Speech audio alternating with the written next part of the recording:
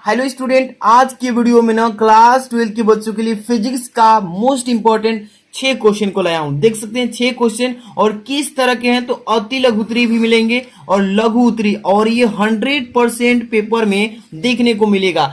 आज के ये वीडियो काफी मोस्ट इंपॉर्टेंट, आप लोगों ने बोला था कि सर थ्योरी पर मोस्ट इंपॉर्टेंट क्वेश्चन लाइए, तो आज की इस वीडियो में 6 क्वेश्चन लाए हैं और वो भी एक चैप्टर से लेकर के 3 चैप्टर तक। यानी कि एक चैप्टर कौन है? वैद्युत आवेश तथा क्षेत्र, दूसरा है वैद्युत विभव तथा धारिता, तीसरा विद्युत धारा। इन तीनों चैप्टर से कितने क्वेश्चन लाए हैं? 6 क्वेश्चन, और इसको आप अच्छे से तैयार करके जाइए, बोर्ड एग्जाम में 100% पूछे जाएंगे। तो आज की वीडियो में उत्तर सहित बताएंगे और बहुत ही अच्छे समझ में आएगा सिंपल तरीके से। तो वीडियो को प्यारा सा लाइक कर देना, चैनल पर नए तो सब्सक्राइब कर लीजिए, क्योंकि अभी केमिस्ट्री और जो बच्चों का इंग्लिश नहीं हुआ यहाँ पे बेस्ट तरीके से तैयारी कराने वाले।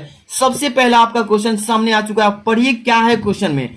फर्स्ट नंबर, इलेक्ट्रॉन वोल्ट की परिभाषा दीजिए तथा इसका संख्यात्मक मान जूल में व्यक्त कीजिए। इस तरीके से क्वेश्चन आएगा अति लघु में, आपको देखते ही उड़ा देना है। कैसे? देखिए, पहले कह रहा है इलेक्ट्रॉन वोल्ट की परिभाषा दीजिए। चलिए, परिभाषा तो बताएंगे, लेकिन ये पूछा है कि संख्यात्मक मान, वो भी जूल में बताइए। तो देखिए, सबसे पहले एक इलेक्ट्रॉन वोल्ट वह ऊर्जा है। आपको ध्यान से कोशिश करना है कि जितना परिभाषा है समझिए, रटने की कोशिश नहीं करना है। एक इलेक्ट्रॉन वोल्ट वह ऊर्जा है जो किसी इलेक्ट्रॉन से, किसी भी इलेक्ट्रॉन से 1 वोल्ट, ध्यान रखिएगा कितना वोल्ट?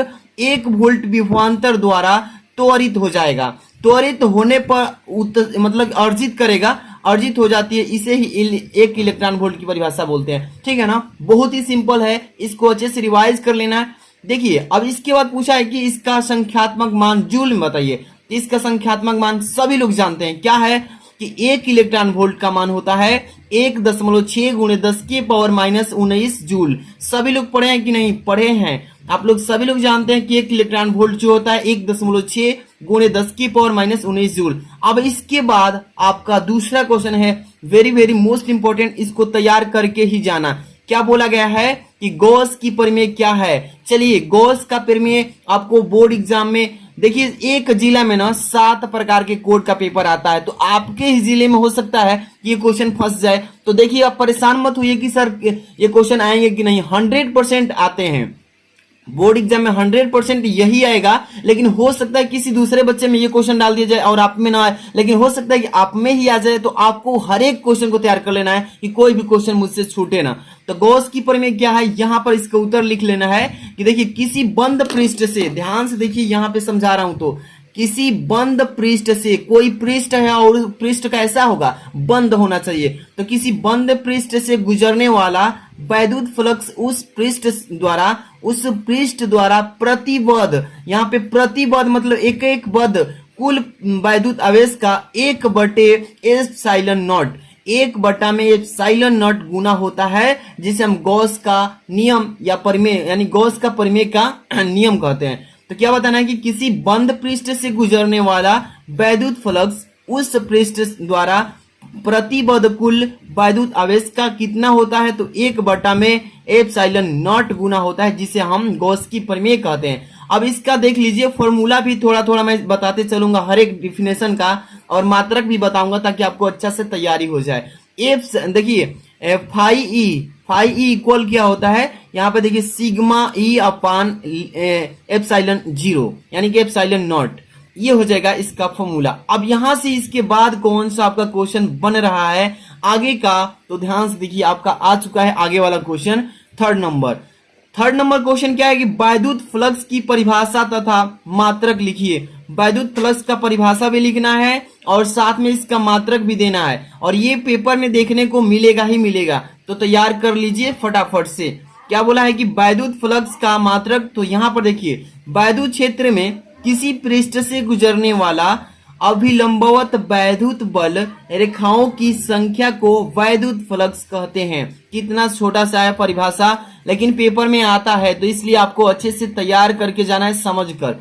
क्या बोला है कि वैद्युत फ्लक्स का परिभाषा बताइए, तो वैद्युत क्षेत्र में, वैद्युत फ्लक्स की बात करें तो वैद्युत क्षेत्र में किसी पृष्ठ से, कोई भी पृष्ठ से गुजरने वाली अभिलंबवत, उसकी क्या होगी? पृष्ठ के अभिलंबवत होगी वैद्युत बल रेखाओं की संख्या, जितनी भी वैद्युत बल रेखाएं की संख्या जाएंगी वे सभी उसी को बोलते हैं वैद्युत फ्लक्स कहते हैं। ओके, ये हो गया। इसमें बोला था कि तथा इसका मात्रक भी लिखिए। इसका मात्रक लिखना है ना, तो यहाँ पे सीखना है कि मात्रक कैसे लिखना है। यहाँ पर देखिए, वैद्युत फ्लक्स का मात्रक निकालने के लिए फॉर्मूला पहले अप्लाई करना होता है। फॉर्मूले के बेस पर उसका जो है मात्रक निकलता है। तो चूंकि हम जानते हैं, अभी मैंने बताया कि phi E equal to vector E into vector D A होता है ना, सभी लोग जानते हैं। लेकिन अब यहाँ पर वैद्युत फ्लक्स का मात्रक कैसे फाइंड आउट करेंगे, तो देखिए ई का मात्रक, यानी कि देख सकते हैं यहाँ पर ई है ना, ई का मात्रक, और यहाँ पर देखिए ई है, ये ई का मात्रक, और यहाँ पे डी ए का मात्रक, दोनों में गुणा हो जाता है। तो यहाँ पर देखिए इसका फॉर्मूला का मात्रक क्या होगा, एन इंटू मीटर स्क्वायर प्रति कूलाम। इसी को न्यूटन इंटू मीटर स्क्वायर प्रति कूलाम बोलते हैं। यहाँ पर लिखा भी हूं, देख लीजिए, न्यूटन इंटू मीटर स्क्वायर प्रति कूलाम स्क्वायर वैद्युत फ्लक्स का मात्रक है। समझ में आ रहा है ना? इसको अच्छे से तैयार करके ही आप जाइएगा बोर्ड एग्जाम में। अगला क्वेश्चन आपके सामने आ चुका है, और ये क्वेश्चन है किस टाइप से, तो यहाँ पर इस प्रश्न को रखा गया है, क्योंकि एक एक क्वेश्चन को बहुत ही बारीकी से समझ बूझ करके दिया गया है, ताकि बच्चों का यहाँ पे एक एक क्वेश्चन कामयाब हो जाए। यहाँ पे देखिए, वैद्युत विभव को परिभाषित करना है और इसका सूत्र लिखना है तथा मात्रक भी लिखना है। तो आपको सभी लोग जानते हैं कि वैद्युत विभव किसे कहते हैं, तो सब लोग एग्जाम में तैयारी करके ही जाइएगा। चलिए यहाँ पे देखिए, वैद्युत क्षेत्र के अंदर, वैद्युत क्षेत्र के भीतर या वैद्युत क्षेत्र के अंदर किसी बिंदु पर अब अनंत से धन परिरक्षण, देखिए परीक्षण, एक बार फिर से सुनिए कि वैद्युत क्षेत्र के अंदर किसी बिंदु पर अनंत से धन परीक्षण आवेश यानी कि क्यू नॉट को लाने में जो कार्य किया जाता है उसे ही क्या कहते हैं, यानी कि बिंदु पर विभव कहते हैं। यानी कि बिंदु पर विभव, उसी को वैद्युत विभव भी कहते हैं। क्या पूछेगा एग्जाम में कि वैद्युत विभव किसे कहते हैं, परिभाषित कीजिए, सूत्र लिखिए, मात्रक दीजिए। तो यहाँ पे इसका परिभाषा कि वैद्युत क्षेत्र के अंदर या वैद्युत क्षेत्र के भीतर किसी बिंदु पर अनंत से धन परीक्षण कराने पर उसमें जो आवेश आएगा क्यू नॉट को लाने में जो किया जाएगा काम, उसी काम को उस बिंदु के लिए वैद्युत विभव कहते हैं। समझ में आ रहा है ना? अब इसका सूत्र देख लीजिए क्या होता है, V equal to W upon Q naught. V equal to W upon Q naught formula हो गया। अब यहाँ पे वैद्युत विभव का मात्रक क्या होता है, तो मात्रक देख लीजिए, जूल प्रति कूलाम, या इसी का दूसरा मात्रक है वोल्ट। दूसरा मात्रक क्या है, वोल्ट। तो आप वैद्युत विभव का मात्रक याद कर लीजिए कि जूल को जे से डिनोट करते हैं, प्रति कूलाम को सी से भी डिनोट करते हैं, और वोल्ट को वी से भी डिनोट करते हैं। तो दोनों याद रखिएगा, वैद्युत विभव का मात्रक जूल प्रति कूलाम और इसका दूसरा नाम मात्रक होता है वोल्ट। ठीक है, इसके बाद अगले क्वेश्चन में चलेंगे। अगला क्वेश्चन क्या है, 5 नंबर, ध्यान से देखना है आपको, समझते चलना एक एक क्वेश्चन को। किरचॉफ का धारा नियम लिखिए। किरचॉफ का धारा नियम क्या है, और ये क्वेश्चन में पेपर में पूछा ही जाता है, तो तैयारी कर लेना है, इसको एक भी को छोड़ना नहीं है।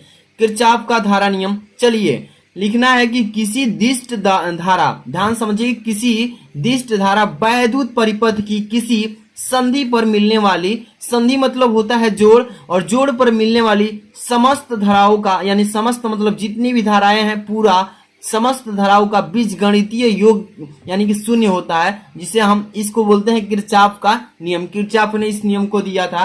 देखिए एक बार फिर से समझिए कि किसी दिष्ट धारा, कोई दिष्ट धारा है, जनरेटर वगैरह चलाते भी हैं, तो समझिए यहाँ पर किसी दिष्ट धारा वैद्युत परिपथ में जो इलेक्ट्रिक पाथ है, यानी कि वैद्युत परिपथ की किसी संधि पर, जैसे आप वायर घर में जोड़ते हैं ना, तो यहाँ से यहाँ पर एक जोड़ हो गया और ये वायर की पूरी कुंडलित है, तो कह रहे किसी संधि पर, किसी जोड़ पर मिलने वाली समस्त धाराओं का, जितने भी यहाँ पे जोड़े हैं, इधर से भी लाइट आ रही है, इधर से भी आ रही है, तो यहाँ पर जितने भी जोड़ हैं और सभी जोड़ का बीजगणितीय योग, सबका बीजगणितीय योग करने पर ये शून्य हो जाता है। ठीक है, और इसी को बोलते हैं किरचॉफ का नियम। किरचॉफ ने इस नियम को अप्लाई किया था और अच्छे से को जांच करने के बाद इसका नियम दिया था।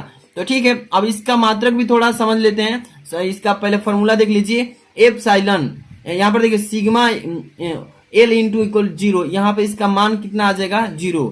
टोटल इस परिपथ का मान कितना आ जाएगा, 0 आ जाएगा, लेंथ। यहाँ पे अगला क्वेश्चन देखेंगे, काफी मोस्ट इंपॉर्टेंट।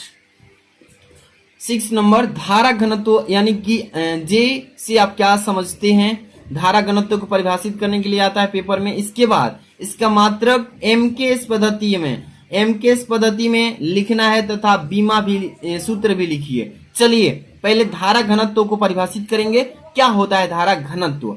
सबसे पहले धारा घनत्व आपको पेपर में लिखना है तो हेडिंग बना ही पड़ेंगे, यानी करंट डाइवर्सिटी। यहाँ पर देखिए पहले पर इसका परिभाषा समझिए कि किसी चालक में, कोई भी चालक हो जिसमें लाइट गुजरती हो आसानी से, तो किसी चालक में किसी बिंदु पर, कोई बिंदु ले लीजिए, किसी बिंदु पर प्रति एकांक क्षेत्रफल, उसका एकांक क्षेत्रफल से अभिलंबवत गुजरने वाली धारा को उस बिंदु पर धारा घनत्व कहा जाता है। क्या कहा जाता है? धारा घनत्व कहते हैं। समझिए एक बार फिर से, धारा घनत्व इसको जे से डिनोट किया जाता है। समझिए कि किसी चालक में किसी बिंदु पर प्रति एकांक क्षेत्रफल से अभिलंबवत गुजरने वाली धारा को उस बिंदु का, यानी कि धारा घनत्व कहलाता है। ठीक है, अब देखिए इसका मात्रक क्या होता है। पहले तो इसको किस चीज से डिनोट करते हैं समझिए, इसे जे से प्रदर्शित करते हैं। धारा घनत्व को जे से डिनोट किया जाता है और जे इक्वल टू फॉर्मूला होता है आई अपान ए, यानी कि धारा अबटा में क्या होता है, इसका एकांक यहाँ पर लिखे ना, अभिलंबवत गुजरने वाली धारा को, यानी कि क्षेत्रफल का एकांक क्षेत्रफल, यहाँ पे एरिया बता रहा है। इसके बाद इसका एमकेएस पद्धति में मात्रक पूछा है ना, तो एमकेएस पद्धति में इसका मात्रक होता है एम्पियर प्रति मीटर स्क्वायर, यानी ए अपान एम स्क्वायर होता है। किसका मात्रक? धारा घनत्व का। यहाँ पे बता ही दिया हूं। इसका थोड़ा सा बीमा देख लीजिए। बीमा क्या होता है? बीमा हमेशा बड़ा कोष्टक में लिखा जाता है। बीमा m0 l पावर 2 माइनस 2, देखिए m0 l पावर माइनस 2 और t पावर 0 a पावर 1, ये हो जाएगा धारा घनत्व का बीमा। ये आपको फॉर्मूला से बनाया जाता है। बीमा कहीं भी आप देखिएगा बिना फॉर्मूला के बीमा नहीं बना सकते हैं, इसलिए फॉर्मूला आप अच्छे से तैयार कर लीजिए। ऑल चैप्टर्स का फॉर्मूला याद कर लीजिएगा, तभी आप न्यूमेरिकल कर पाएंगे। इसके बाद मेरी वीडियो आ रही है, नेक्स्ट वीडियो, जिसमें ऑल मतलब थ्योरी भी रहेंगे, न्यूमेरिकल्स भी रहेंगे। तो इस वीडियो को लाइक कर देना, चैनल पर सब्सक्राइब करके बेल आइकन प्रेस कीजिए। मिलते हैं नेक्स्ट वीडियो में। Thanks for watching.